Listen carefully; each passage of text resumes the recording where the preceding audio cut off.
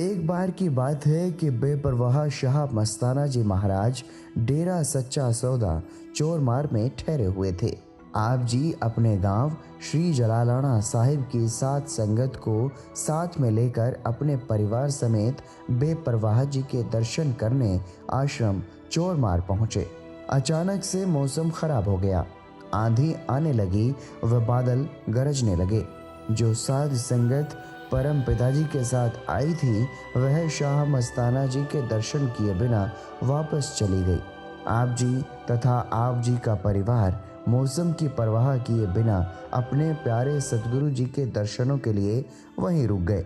जब शहंशाह मस्ताना जी गुफा से बाहर आए तो आप जी पर अपनी पावन दृष्टि डालते हुए वचन फरमाए, देखो भाई, मक्खियां मक्खियां उड़ गई, शहद शहद रह गया।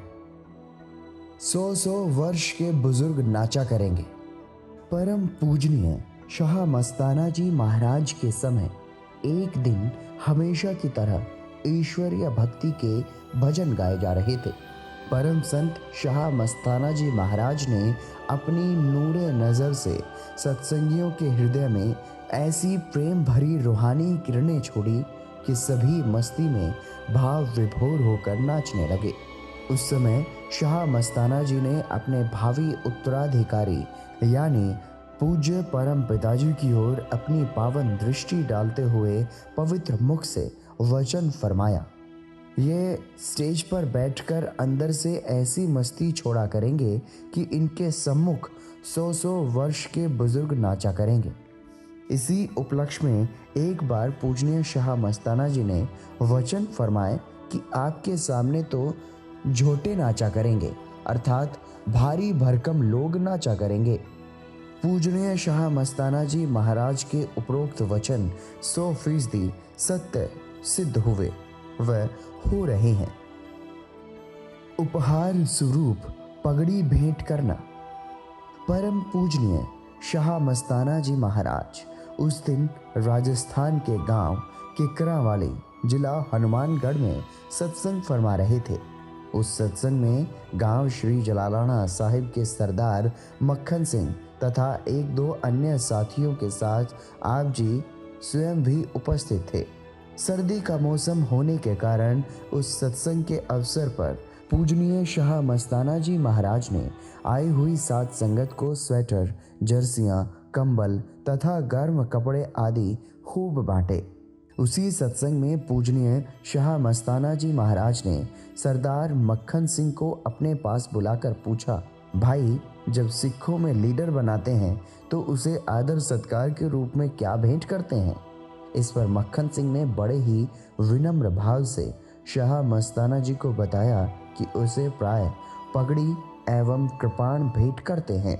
इस पर शाह मस्ताना जी ने प्रसन्न होते हुए परम पिताजी को एक पगड़ी उपहार स्वरूप भेंट करते हुए पवित्र मुखारबिंद से ये वचन उच्चारित किए, आप जी को रूहानियत का लीडर बनाएंगे। आप जी से सतगुरु ने कोई काम लेना है, उंगली ही काम करेगी। पूजनीय शाह मस्ताना जी महाराज ने परम पिताजी को नाम शब्द रूपी अनमोल दात बख्शीश करने के पश्चात एक दिन अपने निकट बुलाकर आज्ञा दी कि भाई, अपनी बंदूक सरकारी माल खाने में जमा कर दो।